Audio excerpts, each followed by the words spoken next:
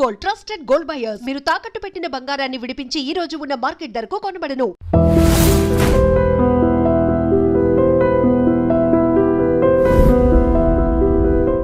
నిరంతరం స్వామివారి దగ్గరే ఉంటూ వారికి నిరంతరం సేవ చేస్తూ ఉంటారు కదండి.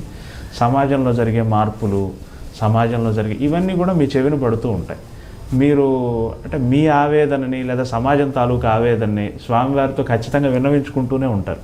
ప్లస్ స్వామివారిలో క్షణక్షణానికి వచ్చే ఆ మార్పులు, ఆ స్పందనలు అవి మామూలు మాబోటి వాళ్ళని గుర్తించడం. కానీ మీ బోటి వాళ్ళు మీకు అర్థమవుతుంది, స్వామివారు నవ్వారు, కోప్పడ్డారు, ఇట్లాంటి సూక్ష్మమైన ఫీలింగ్స్ మీకు అర్థమవుతుంది. అది దేవాలయంలో కులశేఖరపడి అని ఒక థ్రెషోల్డ్ ఉంటుంది. అంటే అది ఆ మెట్టు దాటి ఎవరు లోపలికి రాకూడదు, అర్చకులు తప్ప.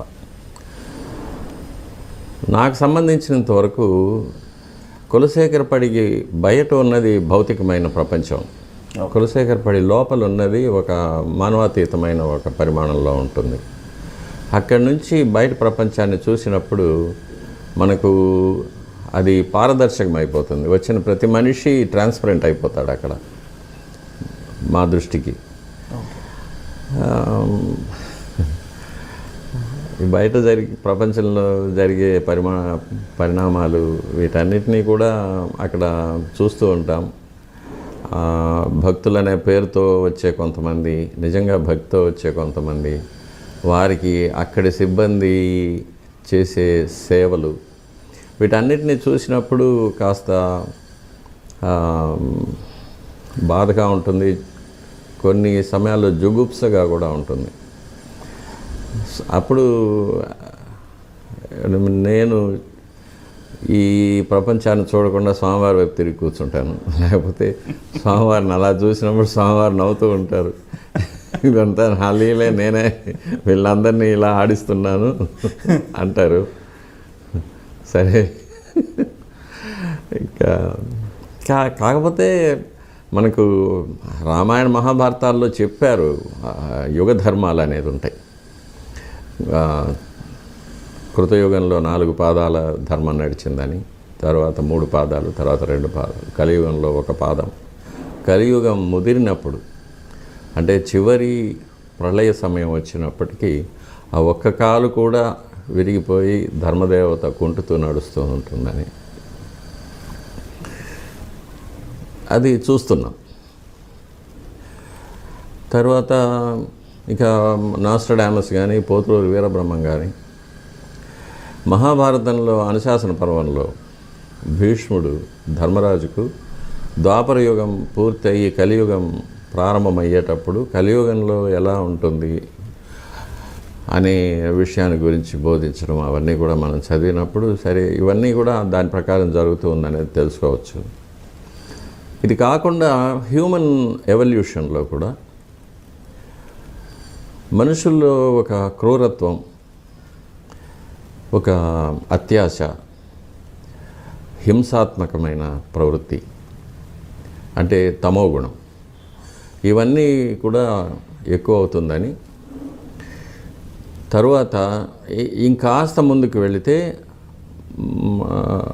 మానవుల్లో 2 జాతులు తయారవుతాయని, ఒకటి పూర్తిగా భౌతికమైన లాలసత్వం,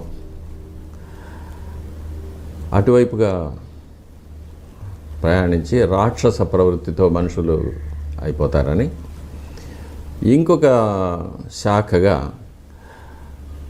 మానవాతీతమైన శక్తులు పొందినవారు, ఎక్స్ట్రా సెన్సరీ పర్సెప్షన్ అంటాము, అటువైపుగా ఒక మానవ జాతి ఉద్భవిస్తుందని ఇప్పుడు మనం కూడా చూస్తూ ఉంటాం. చాలామందిలో చిన్నపిల్లలు కూడా పూర్వజన్మ జ్ఞానం రావడం, లేక ఇప్పుడు రష్యాలో దీని మీద చాలా చాలా రీసెర్చ్ జరుగుతుంది, యుఎస్ఏలో కూడా జరుగుతుంది. మనుషులు కొన్ని సమాధి స్థితికి పోవడం, అందులో జరిగే మార్పులు, వాటి మీద. ఇవి కాకుండా అష్టసిద్ధులు, అణిమ, గరిమ, లఘిమ అలాంటివి, దూరశ్రవణం, దూరదృష్టి, తర్వాత భవిష్యత్తులోకి వెళ్ళడము, it's called out of the body experiences అంటాము. తర్వాత నియర్ డెత్ ఎక్స్పీరియన్సెస్, ఇట్లాంటివన్నీ బయటపడ్డాము. ఇవన్నీ కూడా ఆ దిశగా మనకు కనిపిస్తున్న ఎవిడెన్సెస్ ఇవి. కాబట్టి ఇవన్నీ మనం చూస్తూ ఉంటాము.